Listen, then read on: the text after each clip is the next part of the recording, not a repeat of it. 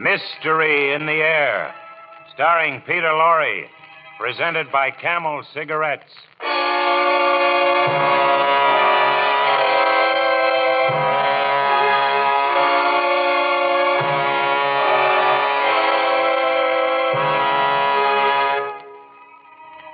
Ladies and gentlemen, there are two kinds of stories. Those you can take to bed with you and they relax you and put your mind at ease. And then there's the other kind. And our story tonight is the other kind. I still do not know whether it was the shadow of the madness to which the author himself so tragically succumbed, or whether there really was an evil something that could not be seen or described. Oh, why don't you decide for yourself?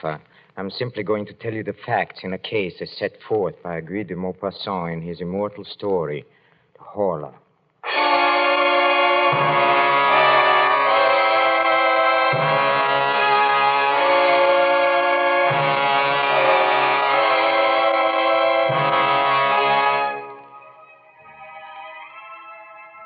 Each week at this hour, Peter Lorre brings us the excitement of the great stories of the strange and unusual, of dark and compelling masterpieces culled from the four corners of world literature. Tonight, The Horla by de Maupassant. Mystery in the Air, starring Peter Lorre, brought to you by Camel Cigarettes.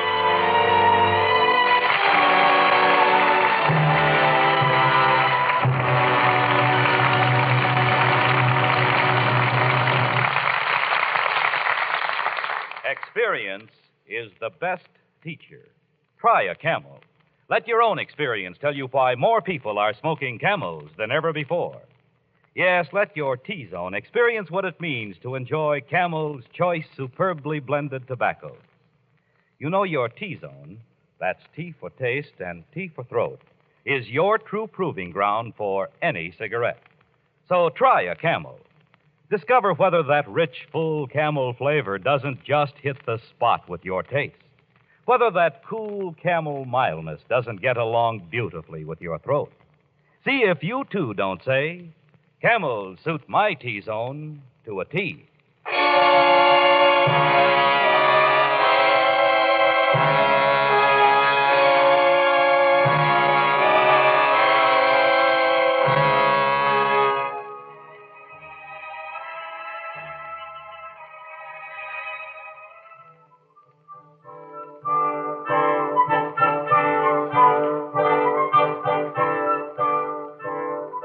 May 8th, 1889.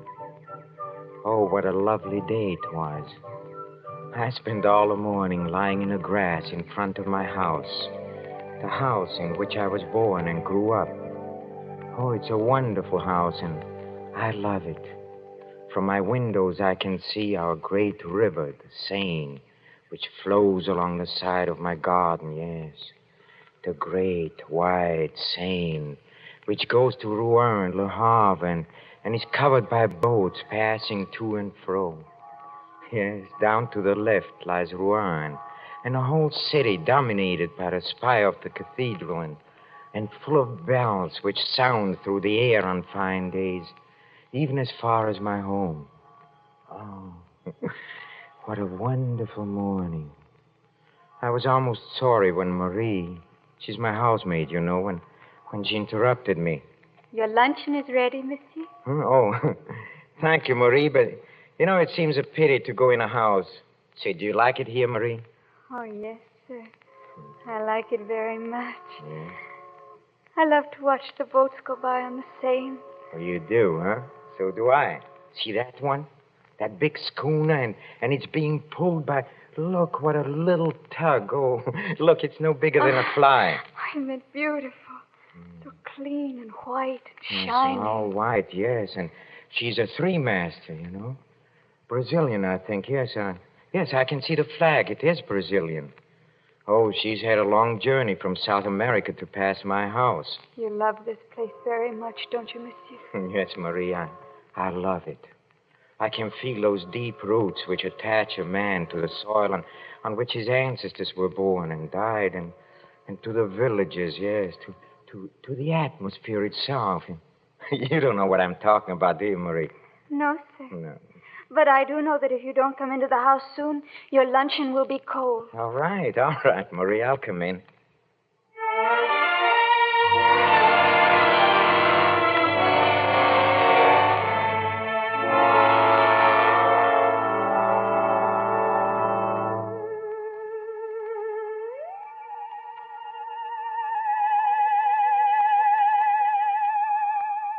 May 12th. For some reason, I've had a slight feverish attack the last few days, and I feel low-spirited and ill. I have continually a horrible feeling of impending danger, an apprehension of some coming misfortune or of approaching death. I've never experienced anything like this before. If it continues, I think I'll have to see my doctor.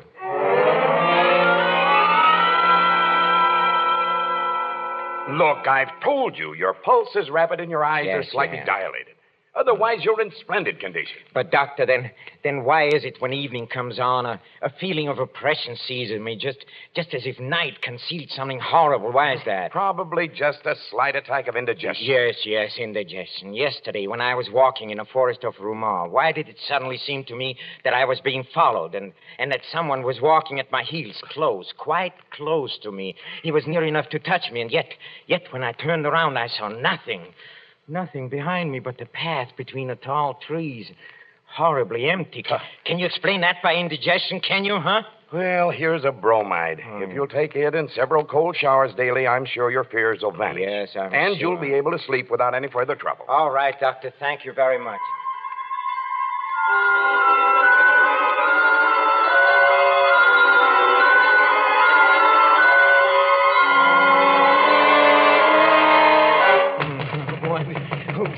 Who is there? It's I, Marie. Oh, just a moment.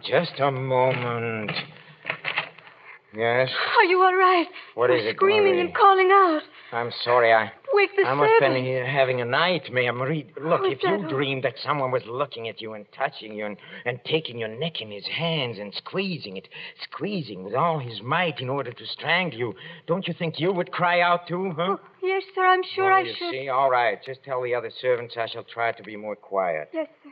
Thank you, sir. Good night. Hey, look, Marie, my water carafe. A water carafe, monsieur? Yes, it was full. I know it was full when I went to bed. Yes, sir. I filled it last night. Yes, and now it's empty. I haven't touched it, and it's empty. Yes, sir. Somebody has drunk the water.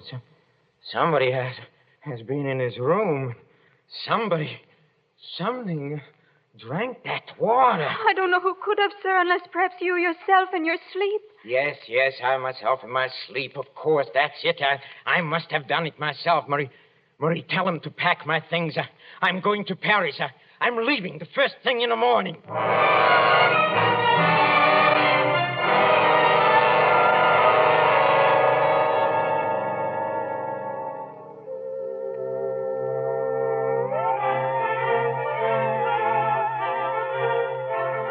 July 12th.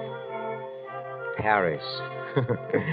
Paris, I must have lost my head during the last few weeks. And at home, my mental state bordered on madness, for I had believed, yes, I had believed that an invisible being lived beneath my roof. How stupid, how perfectly ridiculous it all seems now, yes. 24 hours in Paris have completely restored my equilibrium, and tonight I'm going to dine at the house of my cousin, Madame Sablé, and, Dr. Parent is going to be there. He's the famous specialist for nervous disorders, and I shall ask him, and I'm sure he can finally put my mind at rest about this silly hallucination.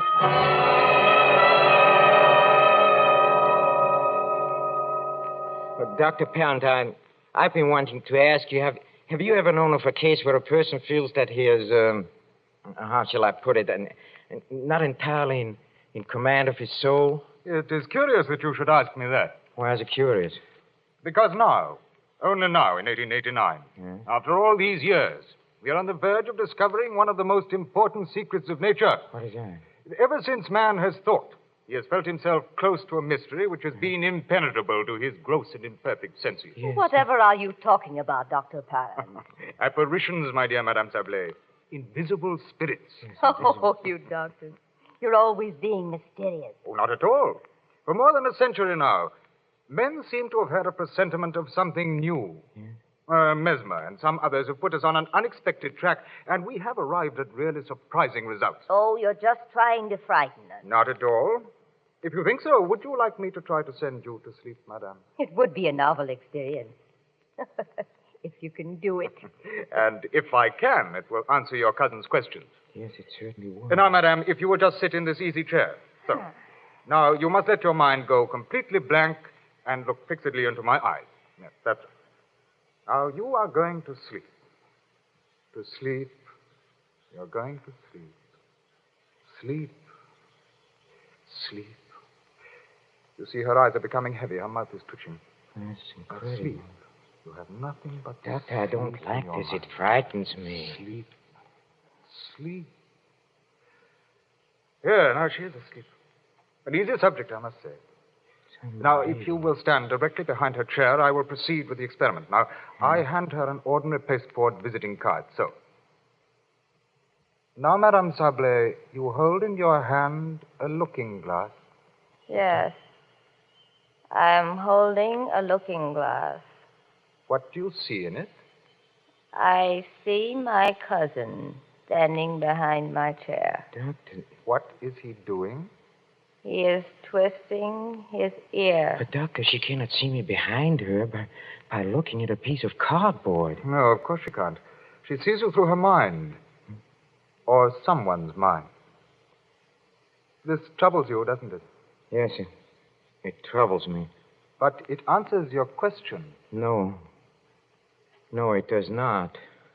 That's common knowledge, Doctor. It's an axiom that human beings can be dominated by human beings. But what if a human being is dominated by something? By something else, I mean. Something not human. What then, Doctor?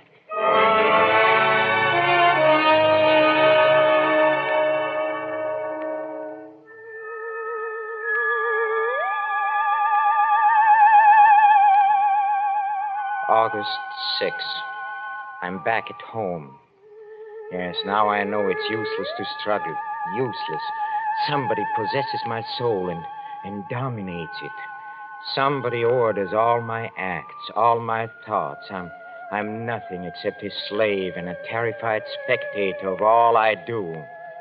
Yes, but who is he, this invisible being that rules me, this unknowable spirit, this rover of a supernatural race?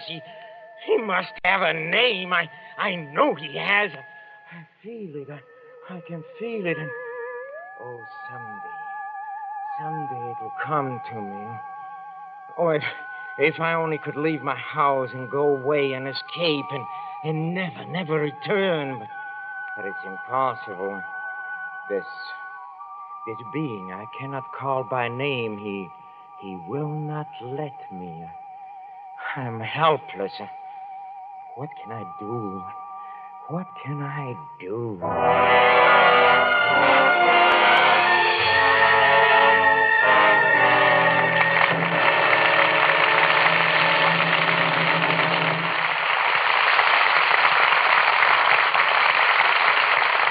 In a few moments, Mr. Peter Lorre will bring us the climax of tonight's Mystery in the Air, when camels present Act 2 of the Horla.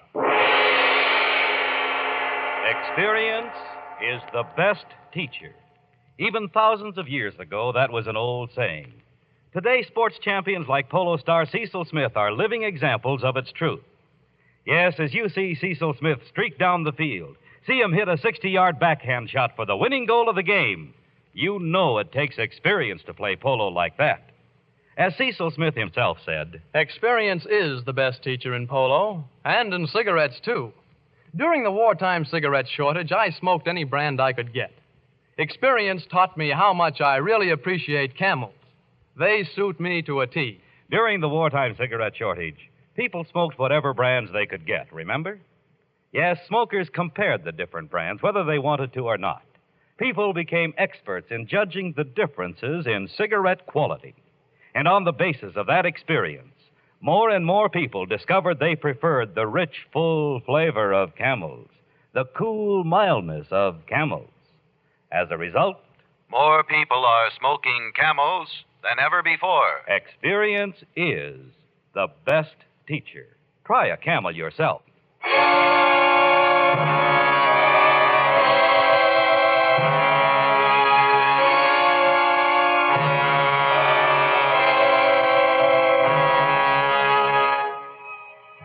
Now back to de Maupassant's terrifying story of a man obsessed by the idea that he is dominated by an invisible being. Fear is ruining his life. The suspicion that he is no longer master of his own actions, even of his own soul, is rapidly becoming a certainty. It's only 2:00, and the whole night is before me. Oh, how still it is. And the stars, how bright they are. Who inhabits those faraway regions, and what do they know that we do not know? Will not one of them someday appear on our earth to conquer it? We are so weak, so defenseless, and what was that? I heard the rustle of paper, yet there's no wind. Absolutely no wind. There. It's that book, yes, the one on the table under the lamp. It's incredible. The page has turned. The page lifted itself up and fell down upon the others as if a finger had turned it over. My armchair appears empty, but no, it isn't. No, he is there. I know he is. Sitting in my place. He's reading. I can't stand it any longer. I'll grasp him and... He ran away. He ran away before I could reach him. He ran away and the window closed after him. He's afraid of me. He's afraid of me. What do you call yourself, you evil shade? Whatever it is, someday I'll catch you and crush you. Monsieur, oh, monsieur. What? We heard the noise and we wondered. Another nightmare, monsieur. No, it's not a nightmare. I was awake. Tell me, Marie. Don't you? No, monsieur, I don't. No, you couldn't. It's all right, Marie. Go to bed. There's nothing wrong. Don't worry anymore. Go back to sleep. Go.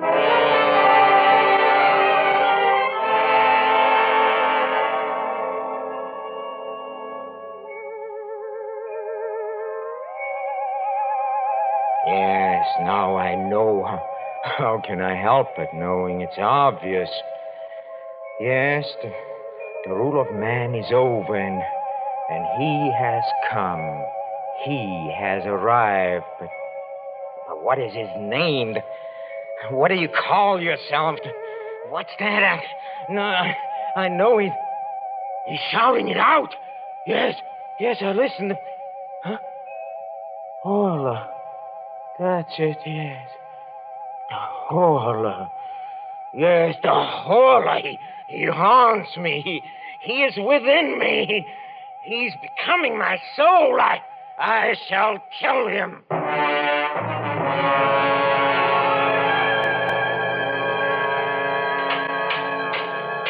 There, monsieur. What? The iron shutters on the windows and door complete. All right. Know why anybody wants half-inch iron shutters in their bedroom is more than I can see.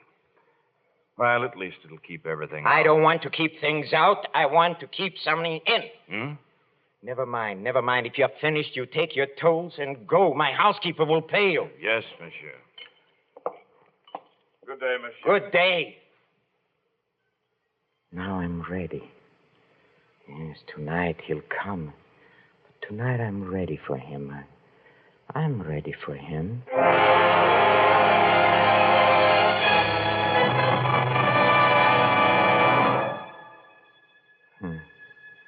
He's here, yes.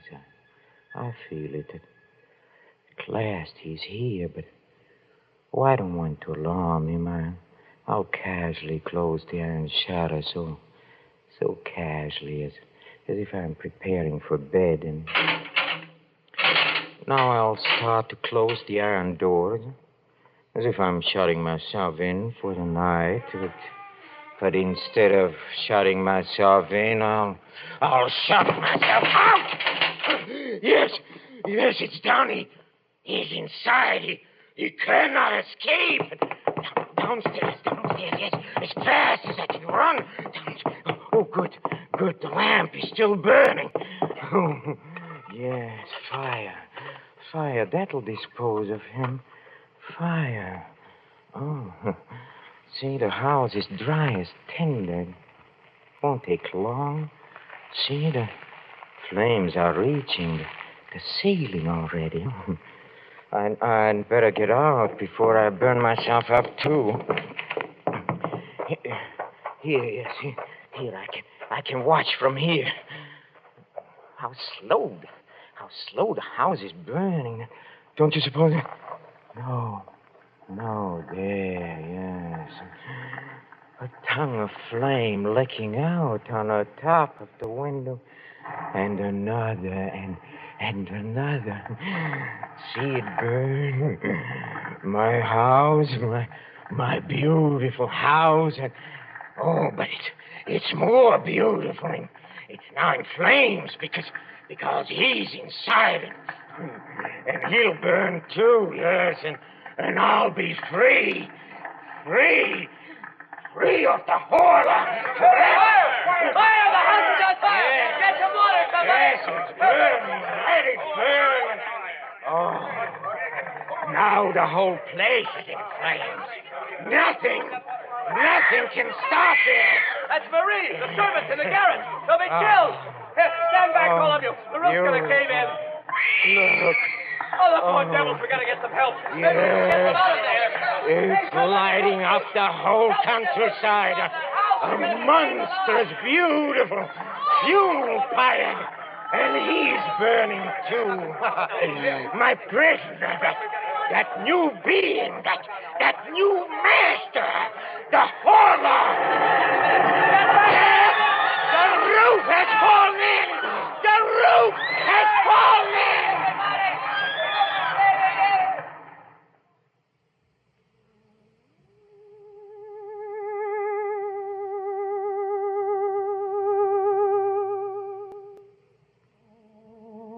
It's over.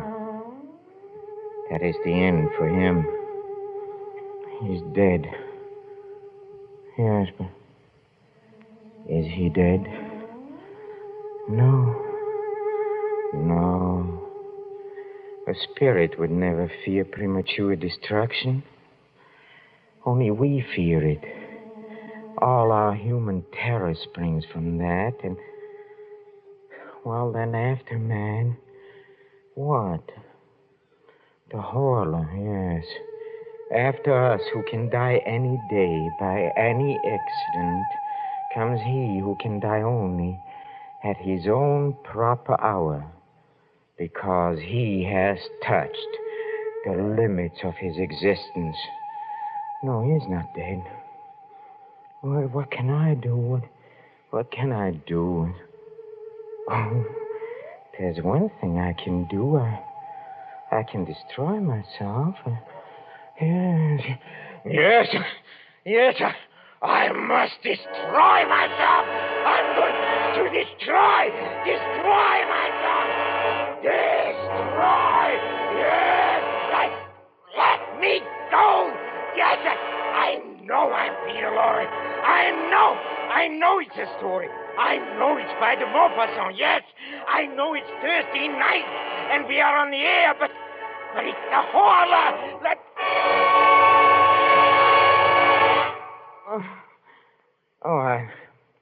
I beg your pardon. I'm sorry I got so excited, but I warned you at the beginning. It's a very uncomfortable story.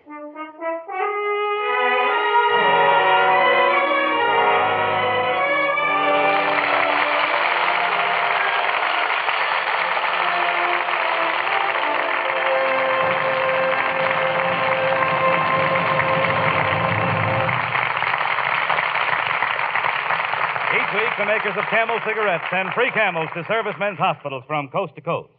This week, the Camels go to Veterans Hospital, Northampton, Massachusetts, U.S. AAF Station Hospital, Boca Raton Field, Florida, U.S. Naval Hospital, Bremerton, Washington, U.S. Marine Hospital, Galveston, Texas, and Veterans Hospital, Augusta, Georgia. According to a nationwide survey, more doctors smoke Camels than any other cigarette.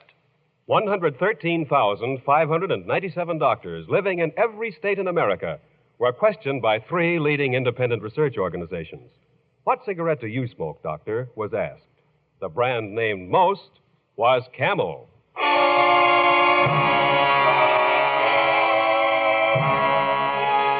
Next week, Mystery in the Air, starring Mr. Peter Lorre, brings you Beyond Good and Evil by Ben Hecht, with a special musical score composed and conducted by Paul Barron.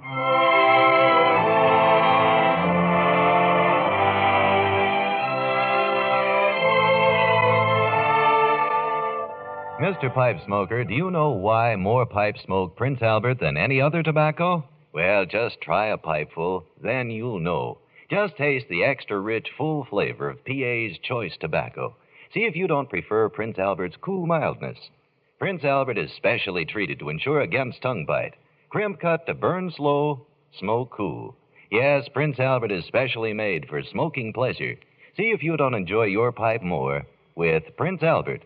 Be sure to listen to Prince Albert's Grand Ole Opry Saturday night for a half hour of folk songs and humor with Red Foley, Minnie Pearl, Rod Brassfield, and the rest of the Opry gang. And as Red's special guests, those musical Denning sisters. Remember, Prince Albert's Grand Ole Opry, Saturday night over NBC.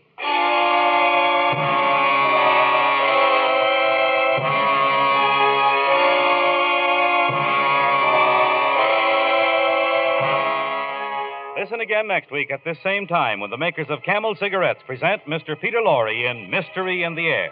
Next week's play will be Beyond Good and Evil by Ben Hecht. The artists supporting Mr. Lorre tonight were Henry Morgan as the voice of mystery, Peggy Weber as Marie, Lorene Tuttle as Madame Sablé, Ken Christie as the Doctor, Ben Wright as Dr. Parent, Howard Culver and Jack Edwards, Jr. This is Michael Roy in Hollywood wishing you a pleasant good night for Camel. This is NBC, the national broadcasting company.